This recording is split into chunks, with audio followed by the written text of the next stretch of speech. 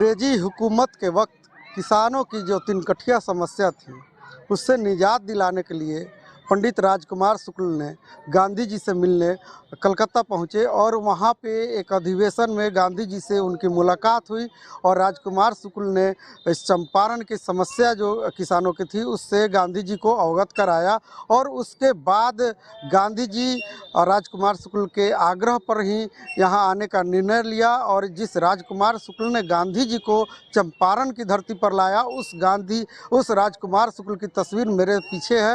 ये तस्वीर जो लगी हुई है हम अपने दर्शकों को दिखाएंगे। ये तस्वीर जो गांधी स्मारक में लगी हुई है ये पंडित राजकुमार शुक्ल की तस्वीर है और इन्हीं के आग्रह पे गांधी जी चंपारण आए और उनके संघर्ष का नतीजा हुआ कि अंग्रेज़ों के गुलामी से किसानों को निजात मिली और तिनकठिया प्रथा समाप्त हुई। क्या हुआ उस वक्त, कैसे क्या हुआ, हमारे समक्ष एक गांधीवादी हैं, उनसे हम जानने का प्रयास करेंगे और दर्शकों को भी बताएंगे कि किस वजह से गांधी जी से मिले राजकुमार शुक्ल। अनवर साहब, क्या हुआ था उस वक्त, कैसे क्या था? अंग्रेज़ों का शासन था। चंपारण में मज़दूर किसान काफ़ी परेशान थे। मारा पीटा जा रहा था। नील की खेती करने के लिए प्रताड़ित किया जा रहा था। हमारे किसान गार्जियन पंडित राजकुमार शुक्ल जी को ये देखा नहीं जाता था और वो अंग्रेज़ों के ख़िलाफ़ जितना अपने स्तर से किसानों को इकट्ठा करके उन्होंने आंदोलन थोड़ा बहुत अंदरूनी तौर पर करते रहे, लेकिन उनको मैसेज था कि एक गुजरात का एक साधु जो मूर्ति है, हाँ, ये राजकुमार शुक्ला जी यही हैं और उन्होंने प्रण किया कि हम यहाँ गांधी जी को लाएंगे और अपनी समस्या, किसानों की समस्या को हम बताएंगे। इसके लिए उन्होंने बड़ा अथक प्रयास किया। वो बॉम्बे भी गए, वहाँ गांधी जी से वो मिले, लेकिन उतना नोटिस उनका नहीं मिला।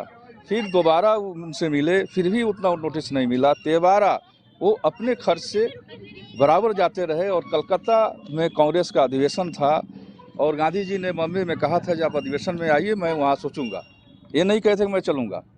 जब यहाँ आए तो फिर इनको देख करके वो कहे जी भाई आखिर जब इतना प्रयास आप कर रहे हैं तो मैं चलूँगा। और वहाँ से वो 9 तारीख को या 10 तारीख को 10 अप्रैल 1917 को चले ट्रेन से और मुजफ्फरपुर आकर रुके। लंगर सिंह विश्वविद्यालय जो आज है उसी में वो रुके थे।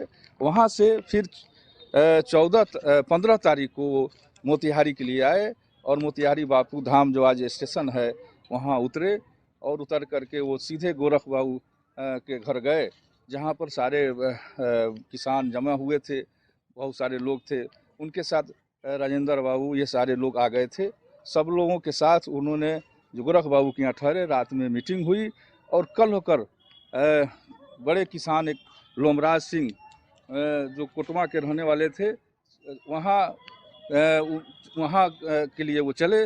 रास्ते में चनरैया एक ग्राम है जहाँ पर अंग्रेज़ों का जो है 144 लगा करके इनको रोका गया और उनको नोटिस दिया गया कि आप नहीं जा सकते हैं आगे, आप लौट जाइए। और कल जो है 18 तारीख को आप जो है कोर्ट में हाजिर होइए, एसडीओ कोर्ट में। अच्छा। तो गांधी जी अंग्रेज़ों के इस आग्रह पर कानून तोड़ना नहीं जानते थे, आग्रह पर वो लौटे और जिस दिन 18 अप्रैल 1917 को जब कोर्ट में गांधी जी आए, उसके पहले पूरे चंपारण में ये हवा फैली, पूरा लोग जान गए कि एक कोई व्यक्ति आया है ना, जो हम लोगों के मसीहा के रूप में आया है और वो हम लोगों के लिए लड़ने के लिए अंग्रेज़ों से आया है।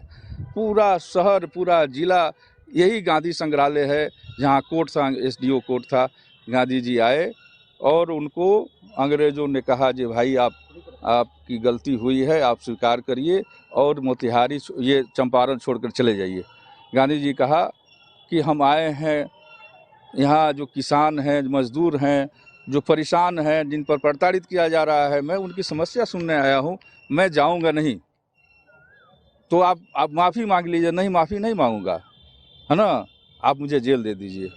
गांधी जी के इस वक्तव्य से काफ़ी जो है वहाँ जो जज था वो काफ़ी अति हुआ, एसडीओ जो था, और उसने अंत में उनको रिहा कर दिया।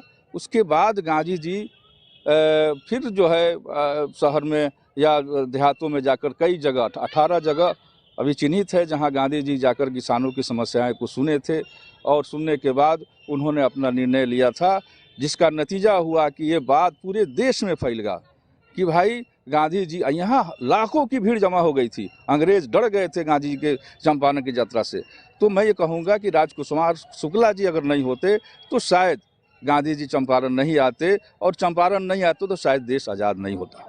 एक तस्वीर जो मेरे पीछे ये तस्वीर जो लगी हुई है, ये काठियावाड़ी ड्रेस में गांधी जी इसी ड्रेस में गांधी जी जी यहाँ आए थे? जी, इसी ड्रेस में वो गांधी जी जो है स्टेशन पर उतरे थे, और इसी ड्रेस में वो रहते ही थे।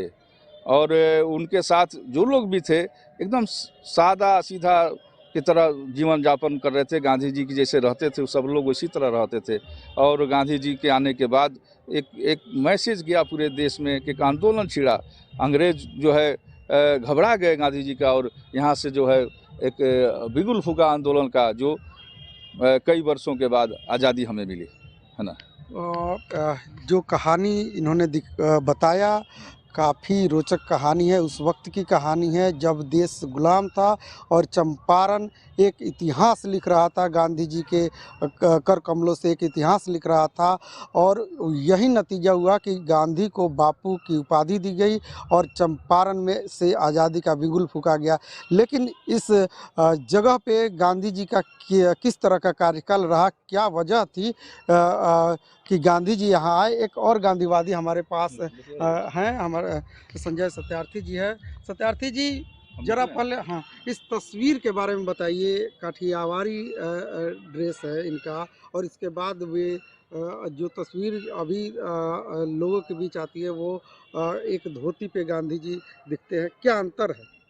सबसे पहले हम आपके काशिश चैनल के माध्यम से जितने भी दर्शक इससे जुड़े हुए हैं, मैं सबको नमस्कार करता हूं। और आपने बताया कि यह है गांधी जी गुजरात का यही ड्रेस था, काठियावाड़ी ड्रेस। गांधी जी के हाथ में जो देख रहे हैं वो बजवा है। अच्छा, बजड़ा है। हाँ, और उस समय बजवा की खेती होती थी। लोग का मुख्य आहार के रूप में उस समय गेहूं नहीं उपज होता था। मरुआ एक मोटे अनाज के तौर एक पे यही मोटे था। अनाज के रूप में था। वह प्रतीक के रूप में आज भी है। आज के लोग इस अनाज को भूल गए हैं। लेकिन अभी प्रधानमंत्री ने भी इसका प्रचार प्रसार हाँ, किया, मोटे प्रधानमंत्री अनाज का, आप सही मिलेट्स कह रहे अनाज हैं कि का, मोटे अनाज का हाँ है, हाँ हाँ। और वह है। आज देखिए कि आज इस अनाज की आज भी उपयोगिता है जो गांधी जी किए हुए थे। आज आज़ादी के इतने बाद जो स्वच्छता का मोदी जी कर रहे थे, उस स्वच्छता को लेकर के गांधी जी आए हुए थे। और जो बुनियादी विद्यालय खुले हुए थे, तो शिक्षा और स्वच्छता दोनों को लेकर के और गांधी जी आगे बढ़े हुए थे। और गांधी जी उस समय शिक्षा के महत्व को समझे थे और स्वच्छता के महत्व को समझे थे। और आज भी यह आज़ादी के इतने दिनों के बाद में भी यह आज भी प्रासंगिक है, स्वच्छता और शिक्षा। जब तक शिक्षित तो उस समय भी लोग था, लेकिन स्वच्छता नहीं था। लेकिन आज़ादी के बाद में स्वच्छता का कार्यक्रम जो है मोदी जी का, वो काफ़ी सराहनीय कदम है। और इसका हम जितना प्रशंसा किया जाए कम है। और यह गांधी जी, दर्शकों को जरा हमारे दर्शकों को ये बताइए कि काठियावाड़ी ड्रेस में कब थे और धोती पर कब आए? गुजरात से जब आए हुए थे तो काठियावाड़ी ड्रेस में आए हुए, लेकिन यहाँ के लोग उस समय अर्धनग्न रहते थे। यहाँ की ऐसी स्थिति थी उस समय, तालाब और नदी पोखरा में ही स्नान करने का साधन था। और ऐसी स्थिति थी कि महिलाएं 3 बजे भोर में जाकर के नदी और पोखरा में स्नान करती थी। और स्नान करने के बाद जब तक उनकी कपड़ा सूख नहीं जाता था तब तक वो पानी से नहीं निकलती थी। उसके बाद में सूर्योदय के पहले महिलाएं घर पर आती थी। और गांधी जी, काफ़ी गरीबी थी, वस्त्र का अभाव था। तो गांधी जी भी देखे कि हम इतने वस्त्र पहने हुए हैं और यहाँ के लोग अर्धनग्न हैं, तो गांधी जी भी अर्धनग्न में रहने लगे, ताकि यहाँ के जहाँ भी जाइए वहाँ के बातचीत, वहाँ के वेशभूषा के अनुरूप जब तक आप नहीं ढलिएगा तब तक वहाँ के लोगों का आप हृदय उनके दिल को आप नहीं जीत सकते हैं, आप सहानुभूति नहीं ले सकते हैं, उनके अंदर की बातों को आप नहीं जान सकते हैं। यह आज भी प्रासंगिक है और इस बात को आज भी सीख लेने की आवश्यकता है कि वहाँ की भाषा, वहाँ की वेशभूषा को अपनाना बहुत ज़रूरी है। तभी आप वहाँ के जा कर के आप वहाँ सफलता प्राप्त कर सकते हैं। और यही जगह है, यहाँ से मोहन से और महात्मा बने हुए थे। गांधी जी वरिष्ठ बनने के बाद में कई कार्यक्रम किए, लेकिन सफलता नहीं हुआ। सफलता यही हुआ क्योंकि इन्होंने अपने वेशभूषा का त्याग किए, अपने भाषा का त्याग किए। सामने जो देख रहे हैं यह है उस समय आज़ादी के समय यह एसडीओ का कोर्ट हुआ करता था। और यहाँ के किसान पंडित वोमराज शुक्ला जी पश्चिमी चंपारण के रहने वाले थे, लेकिन इस चंपारण के कोटवा के जसोवी पट्टी के किसान बाबू वोमराज सिंह शुक्ला जी को भेजे हुए थे। जहाँ जहाँ कांग्रेस का अधिवेशन होता था वहाँ कांग्रेस के अधिवेशन में जाकर के और गांधी जी से अनुनय विनय करने का काम करते थे कि आप चंपारण आइए। और चंपारण के बारे में गांधी जी को कोई जानकारी था नहीं, तो गांधी जी 10 अप्रैल 1917 को पटना में आते हैं और पटना से मुजफ्फरपुर होते हुए 15 अप्रैल 1917 को छोटी लाइन थी, 3 बजे मुजफ्फरपुर स्टेशन पर उतरते थे। और गांधी जी मुजफ्फरपुर से मोतिहारी आते हैं और यहाँ आने के बाद में रात्रि विश्राम यहाँ करते हैं और सुबह राजेंद्र बाबू के साथ यहाँ से जसौली पट्टी के लिए रवाना होते हैं। इसी बीच में यहाँ के तत्कालीन जिलाधिकारी के द्वारा एक नोटिस दिया जाता है कि आपके आने से अशांति भंग हो जाएगा, इसलिए आप इस जिला को छोड़ करके यथाशीघ्र चले जाइए। और यहाँ सामने यह जिलाधिकारी का नोटिस दिया गया हुआ है। इस नोटिस को देख करके आप समझ जाएंगे कि उस समय जिलाधिकारी W.B. हॉकक थे, जिनका द्वारा यह नोटिस दिया गया है 16 अप्रैल 1917 को। क्या नोटिस का क्या मकसद था? नोटिस का मतलब था कि आपके आने से अशांति हो जाएगा, इसलिए आप इस जिला को छोड़ करके चले जाइए। और 17 अप्रैल को सामने जो जिला परिषद का भवन है, उसी भवन में यहाँ के किसानों के साथ गांधी जी मीटिंग करते हैं। आज भी जिस टेबल पर गांधी जी मीटिंग किए हुए थे, वह टेबल आज भी इस संग्रहालय के अंदर सुरक्षित रखा हुआ है। और यहाँ पर गांधी जी एसडीओ का कोर्ट था और इस एसडीओ कोर्ट में गांधी जी जो स्तंभ बनाया गया, स्तंभ बनाया हुआ था, उस समय एसडीओ का कोर्ट था। और 1936 के भूकंप में यह कोर्ट धराशाही हो गया। और धराशाही होने के बाद देश जब आज़ाद हुआ तो उन्हीं के याद में उस समय गांधी जी जब आए हुए थे, उनका एज 49 ईयर था, इसीलिए इसका हाइट भी 49 फीट का बनाया गया है। यह समझने की बात है कि यह आखिर यही क्यों बना। इसलिए बना कि यहाँ कोर्ट था। इसका हाइट इतना क्यों हुआ, इसलिए इसका हाइट हुआ कि गांधी जी का एज उस समय 49 ईयर था, इसलिए इसका हाइट 49 फीट बनाया गया। हम अपने दर्शकों को प्रदेश परिक्रमा में इस गांधी स्मारक की तस्वीर दिखाए हैं और ये दर्शाता है कि गांधी जी यहाँ आए थे और जो अंग्रेज़ों के द्वारा उनके ऊपर कार्रवाई हुई और अंग्रेज़ों से जिस तरह से वे लड़े, उसका एक छोटा सा संग्रहालय यहाँ बनाया गया है, जिसको देखने देश विदेश से भी लोग आते हैं। गांधीवादी भी मौके पे पहुँचते हैं। हर वक्त यहाँ पे विशेष तौर पे कार्यक्रम भी किया जाता है और इस स्थल को ऐतिहासिक स्थल का रूप दिया गया है। इस चंपारण की धरती में गांधी को इसीलिए बापू कहा गया है और यही वजह, यह साक्ष्य है जो जीवित है, प्रशासन के द्वारा जीवित रखा गया है, जिसको लोग देखकर गांधी जी को स्मरण करने आज भी आते हैं।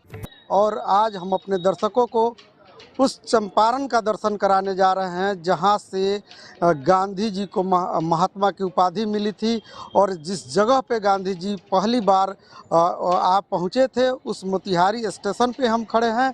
और हमारे पीछे जो तस्वीर है वो तस्वीर हम दर्शकों को अपने दिखाएंगे। ये तस्वीर जो स्टेशन पे बनाया गया है बापू धाम मोतिहारी स्टेशन पे, ये एक मॉड्यूल ट्रेन बनाया गया है और इसी तरह के ट्रेन से, इसी नंबर का उस वक्त का ट्रेन था और इसी तरह के ट्रेन से गांधी जी इस स्टेशन पे उतरे थे और इसी काठियावाड़ी ड्रेस में गांधी जी उतरे थे।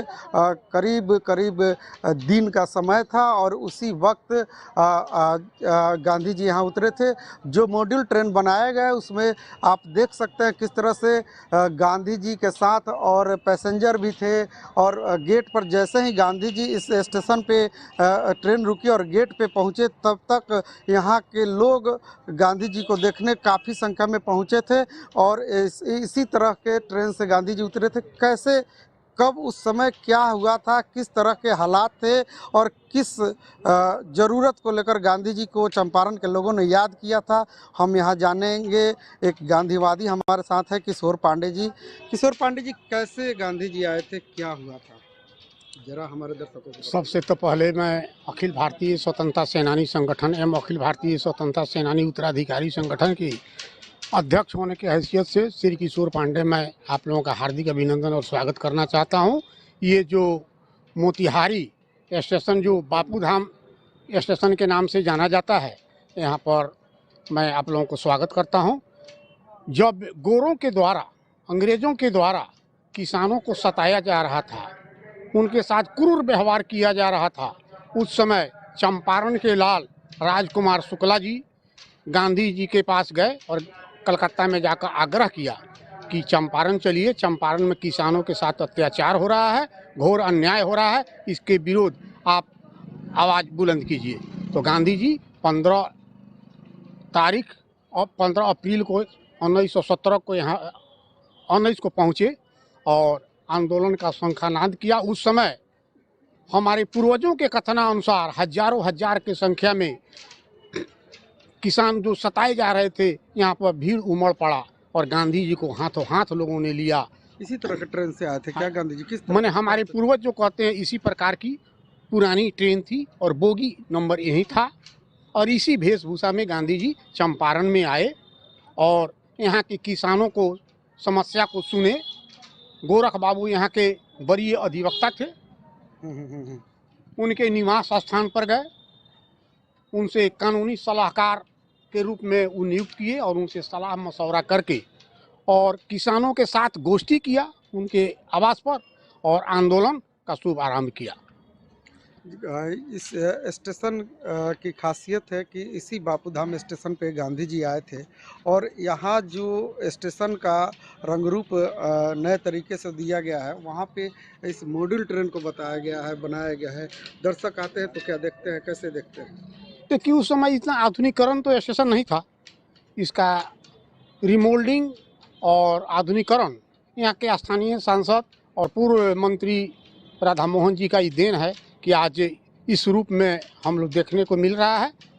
हम लोग गांधीवादी हैं लेकिन फिर भी जो काम अच्छा करता है, मूर्ति बनाया गया, हाँ आगे की मूर्ति है, हाँ उसी वक्त उन्हीं का देन से आज मॉडल स्टेशन के रूप में ही प्रचलित हुआ है और सारे जनता इसको सराहनीय की दृष्टि से देख रहे हैं। यहाँ के जो सांसद का अथक प्रयास है कि इस रूप में हम लोगों को जो राजेंद्र टर्मिनल पटना का स्टेशन है उसका लुक यहाँ पर देखने को मिल रहा है। अच्छा, तो इसी तरह की तस्वीर देखिए, हमारे कैमरामैन से हम कहेंगे जरा दिखाएंगे हमारे दर्शकों को। इसी तरह की तस्वीर यहाँ बनाई गई है। इनके साथ जो तस्वीर है वो किनकी तस्वीर है? कस्तूरबा गांधी जी उनकी धर्म पत्नी है। अच्छा, वो भी सामाजिक और स्वतंत्रता सेनानी थी। और कस्तूरबा जी का मेन उद्देश्य था कि सबके हाथ सबका प्रयास। अच्छा, वो अपने से समान प्रोडक्ट करना, बच्चों को शिक्षा दीक्षा दिलाना, ये कस्तूरबा जी की जिम्मेवारी थी। वहाँ पर चरखा चलवाना, अच्छा, एक तस्वीर जो सामने दिख रही है वो तस्वीर क्या स्वच्छता को लेकर है, किस तरह का देख रहे हैं कि तस्वीर जो बनाई गई है उसमें स्वच्छता से को प्रदर्शित किया गया है कि क्या है ये गांधी जी का क्या गांधी जी स्वच्छता बहुत पसंद है। बड़हरवा लखन सेन में भी देखेंगे, गंदी बस्ती में उन्होंने अपने हाथ से झाड़ू लगाया था और साथ में कस्तूरबा जी थी। और वहाँ पर वहाँ के स्थानीय महान स्वतंत्रता सेनानी कमला प्रसाद श्रीवास्तव भी मौजूद थे। वहाँ का नेतृत्व वहीं किया करते थे। अच्छा अच्छा अच्छा। और ये बकरी बनाया गया है। अब बकरी से क्या लगाव था गांधी जी का? गांधी जी पशु गाय का दूध पिया करते थे, बकरी का दूध पिया करते थे और जानवरों से बहुत प्रेम करते थे। और ये चरखा जो बनाया गया है गांधी जी का, चरखा से सूत काटते थे। अच्छा अच्छा। और स्वावलंबी बनने का उन्होंने संदेश दिया। अच्छा अच्छा। अच्छा, एक खास तस्वीर है जो गांधी जी की जहाँ जहाँ मूर्ति रहती है वहाँ यह तस्वीर बनाई जाती है। 3 बंदर गांधी जी के कहे जाते हैं, क्या है इसका? गांधी जी के 3 शिष्य हैं। अच्छा। एक कहते हैं कि बुरा नहीं मैं देखूंगा, आंख बंद कर लेते हैं। और दूसरा है कि मैं बुरा बात नहीं सुनूंगा, कान बंद कर लेते हैं। और तीसरा है कि बुरा बात मैं नहीं बोलूंगा, समाज गंदगी नहीं हो इसके लिए प्रतिबद्ध है। अच्छा अच्छा, इसी के लिए खास तौर पे इसी तरह से ये एक उनका संदेश है। तो मोतिहारी स्टेशन पे जो तस्वीर बनी हुई है ये काफ़ी सुंदर तस्वीर है और दर्शाया गया है कि ये चंपारण गांधी जी की कर्मभूमि रही है। और यही वजह है कि इस मोतिहारी स्टेशन पर विभिन्न प्रकार की तस्वीरें लगाई है, गांधी जी से जुड़ी तस्वीरें लगाई गई है। और यहाँ देश विदेश से जो भी लोग आते हैं पहले स्टेशन पर उतरते इस तस्वीर को देखते हैं और गांधी जी के विषय में चर्चा करते हैं कि इनका जो ये कर्मभूमि है यहाँ पे इन्होंने क्या क्या किया था और उसकी जानकारी भी लोग लेते रहते हैं।